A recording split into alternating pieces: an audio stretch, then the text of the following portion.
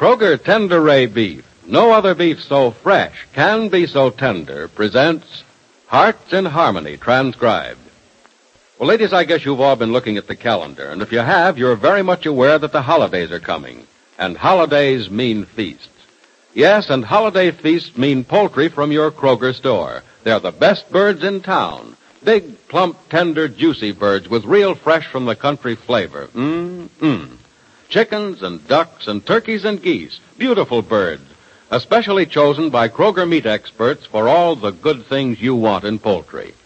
Take, for instance, these extra special double good 4-point blue ribbon turkeys. Just take one and then try to hold the family. Everybody will send his plate back for seconds and thirds because those famous 4-point blue ribbon turkeys are just bursting with plump, tender, juicy, delicious meat. White meat and dark meat, lots of tender breast and loads of succulent leg and wing meat. Now, these are what we call double good birds because, first, they're raised in the best turkey-growing areas by experienced turkey farmers. Next, they're scientifically fed to make them plump and tender. And then they're expertly dressed, every last little pin feather deftly removed. And finally, the ones that reach your Kroger store are specially selected for particular Kroger customers like you. Now, isn't that reason enough why you should order your 4-point blue ribbon turkey today? Remember, your Kroger store is the only place in town that has them. And now, Hearts in Harmony. Just when Penny Gibbs seemed set on a job working for Johnny Keith in Jed's office, Johnny received word that his wife is returning to Rossville. And it doesn't seem right for Penny to be working in the same office with Johnny, her ex-fiancé. So after a weekend of deliberation, Penny says to Freddie Lang, Freddie, I'm not going to the office with you this morning. You ain't, Gibbsy. What's the matter? Don't you feel so good? No, I feel fine, but I'm just not going to work today. Oh.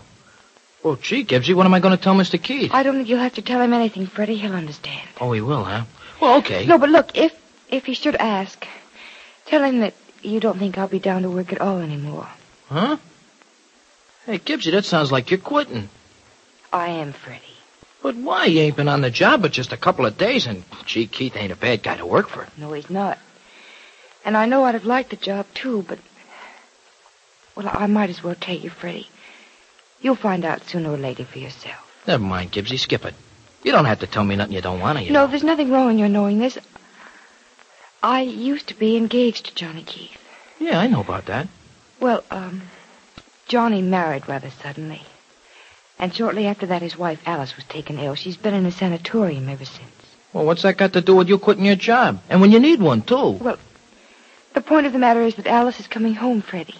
So she's coming home. So what? So it just wouldn't be right for me to work so closely with Johnny. Why not? Least of all when his ball and chain is here to keep an eye on him. No, Freddie, you don't understand. You see, there are a lot of people in this town, and Alice would be one of them, who still feel that Johnny and I are very much in love with each other. That'll just be gossip, and it wouldn't be fair to Alice to subject her to such unpleasantness the minute she gets back to town. Oh. Well, now I get it. So, you're taking the rap for it, huh?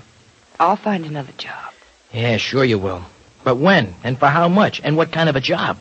It won't matter. I'll take anything for the time being. Oh, no, Gibbsy, think this over a little more, will you? Look, I'll tell Mr. Keith that you're just taking a day off and you'll come to work tomorrow. No, Freddie, huh? I've already had it out with him. I just thought I'd tell you this so in case he talked to you about it, you could take my side. Yeah, but I think you're nuts to walk out on a good job. It isn't a good job if it hurts anyone, Freddie. And if I stay in Jed's office, I know Alice will be hurt. There's already a lot of talk around town that it's wrong for me to work with Johnny. I was wrong to take the job in the first place. You're always worrying about what other people are thinking. Forget about other people, why don't you, Gibbsy, and think about poor old Gibbsy for a change. I'm thinking about myself, Freddie. Because I can be hurt by gossip. And the hurt that you do get from gossip can be a terrible thing. I still Freddie, say please that don't you ought to argue go with and... me about it. Freddie, help me, please. If Johnny tries to make you see his side of this, you try to make him see mine. Gibbsy, does Mr. Keith think you ought to stay on the job? Well, he says so because he knows I need the job. But he really knows as well as I do that it's the wrong thing as far as Alice is concerned. Well, then he'd really like to have you keep the job. Oh, yes, I suppose so. Still got you bad, ain't he? That's beside the point. Beside it, nothing, Gibbsy. It is the point. Look, it's awful tough being in love with somebody that you can't have. Freddie, let's not talk about... Okay. But let's talk about you keeping that job. No, Freddie. No, that's out. Yes, and there's something else that's out, too. You're out of your mind. Look, Gibbsy, how you gonna feed the kid without no dough? How you gonna pay Nora for staying here so that you can go out and find another job? Well, I have a little money in the bank, Freddie. I can go several weeks without a job, and by Yeah, then... maybe you can go a year without a job with the kind of family you got, Gibbsy, but that ain't the idea. The idea is that you're hurting yourself just to make other people feel better, and it ain't smart either. Nobody's gonna do nothing to help you, ever. And at least not when you start going down, they ain't. I know, Gibbsy. I've been down most of my life. Here, look. I got heel marks on my face to prove what people do to you when you're feeling like that. Look, Freddie, let's not worry about the future. This isn't the first time I thought there was no way to turn, yet everything's been all right. Yeah, but there's always gonna be a first time when everything ain't gonna be all right. Maybe this is gonna be the time. I'll take that chance, Freddie. No, Gibbsy, Freddie, you please, gotta go I back don't and... intend to go into all of this anymore. Let's stop right where we are. Will you do what I asked you in the beginning? Just tell Johnny I'm not coming to work. Okay. Just for the day, though, huh? No. No, for all time, Freddie. You tell him I've quit my job, and I'll phone him later today to make it official. Just won't listen, huh? You're the one who just won't listen. Please let me have it my way. Well, if this is really the way you want it... Yes, Freddie.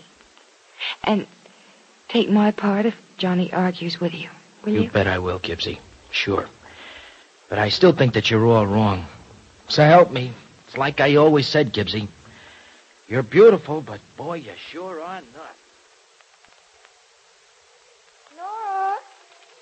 Nora, where are you? In here, in the kitchen, Miss Gibbs. Oh, is it time for dinner already? Oh, just about, Miss Gibbs. I was getting worried. I was afraid you wouldn't be home in time, and they said at the office you weren't there. No, Nora, I wasn't. I was out looking for another job. I'm not working with Mr. Keith anymore. You're not? Nope. Oh, Cricket, you didn't get fired, did you, Miss Gibbs? No, Nora, I quit. Oh, you found a better job. No, Nora, for heaven's sake, the grease in the pan's caught fire. It's all right, Miss Gibbs. Just step back and I'll turn the gas off. The flame won't spread. Please be careful, Nora. Don't burn yourself. Oh, it's all over now, Miss Gibbs. Grease burns terribly fast.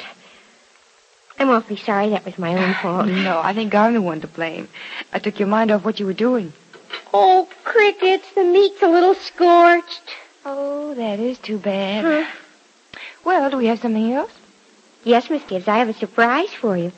I brought 2 chickens in from Daddy's farm. Oh, Nora, you didn't. Uh-huh. Daddy said I should do something for you. You've been so nice to me. Oh, that wasn't necessary. Look, you ask your father how much they are, and I'll pay you for them. Oh, Crickets, Miss Gibbs, I can't do that. We have chickens just for ourselves. Daddy doesn't sell them. And besides, I want to give you a present for being so nice to me. I haven't been nice to you, Nora. You've been nice to me, coming to work for me the way you have.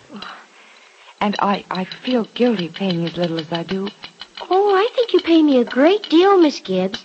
Daddy says it's really a lot of money for a job in a nice home with nice people and doing the kind of thing I like to do. Oh, I could work for you always, Miss Gibbs. Thank you, Nora. But what if I can't pay you all? Oh, Cricket, you mean... I mean, I don't have a job, Nora, and I don't think I'll get one. And if I don't, I won't be able to afford to keep you. Oh, but you'll find a job, Miss Gibbs. I've been looking all over town today, and there don't seem to be many jobs I can fill. Oh, Jiminy. If you don't have a job, I won't have one either, will I? Well, I can't ask you to work for nothing, you know. Oh, but I will as long as I can. Honestly, I will. No, Nora, I wouldn't let you. But I want to, Miss Gibbs. It'll be a wonderful way of repaying you for giving me this chance. No, Nora, I won't work for nothing, and I'm not going to ask anyone else to work for nothing. But let's worry about that when the time comes, shall we? The time won't come. Will it, Miss Gibbs? Well... Oh, Crickets, it'd be awful to have to leave the baby. I love her so much. Maybe you won't have to, Nora. We'll see. Oh, golly, Crickets, grasshoppers, and tadpoles, Miss Gibbs. You've just got to find a job. You've just got to find a job.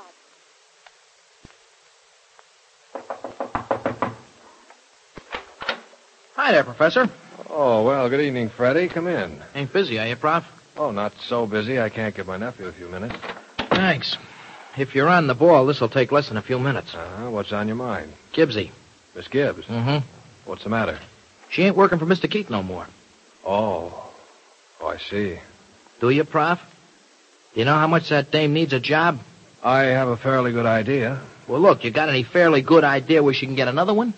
Another job?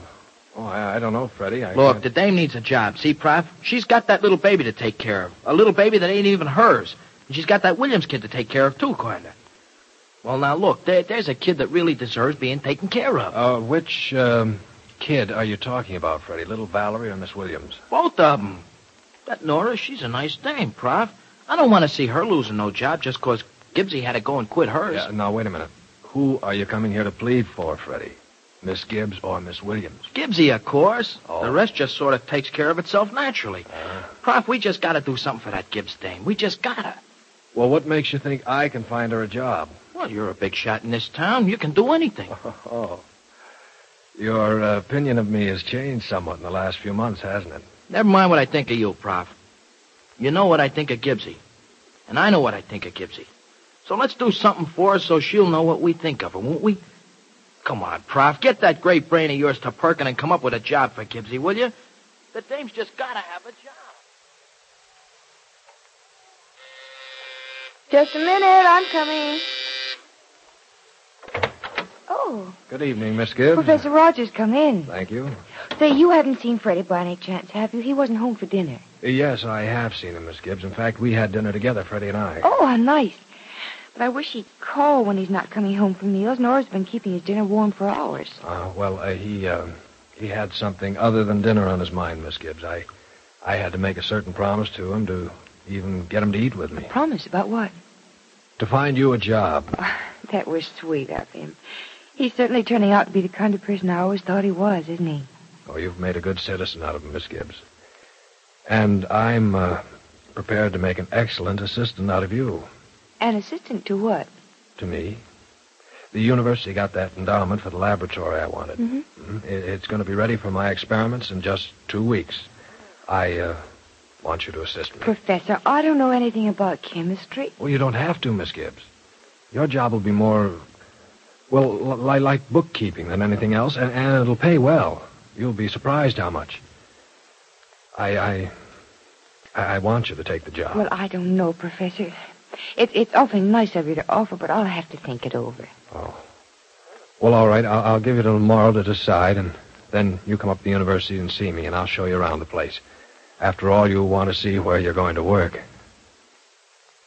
Well, Professor Rogers seems certain that Penny is going to work for him. And if she does, will it be the first step in a serious romance between the professor and Penny? Listen to the next dramatic episode of Hearts in Harmony. Ladies, you'll all agree that holiday poultry should be super good, and you're the one who can cook a bird to perfection. But please remember, no matter how good a cook you are, if the bird you put into the oven isn't super, the bird you take out of the oven isn't going to be super either. So that's why it's wise to choose your holiday poultry at your Kroger store. Because Kroger's poultry is the best in town. It's juicier, it's more tender, it's plumper. And it has that unmistakable, hard-to-explain but easy-to-taste country fresh flavor. Take the aristocrat of the poultry kingdom, the famous 4-point blue ribbon turkey. Now here's a bird that's definitely superior for 4 very good reasons. First, he's raised in the best turkey-raising areas by master turkey farmers. Then he's scientifically fed to give him more meat, juicier meat, more tender meat. Next, he's expertly dressed, as cleanly as you yourself would dress a prize bird. And finally, he's specially selected to delight hard-to-please people like you. Order a 4-point blue ribbon turkey at your Kroger store now. Now your local announcer.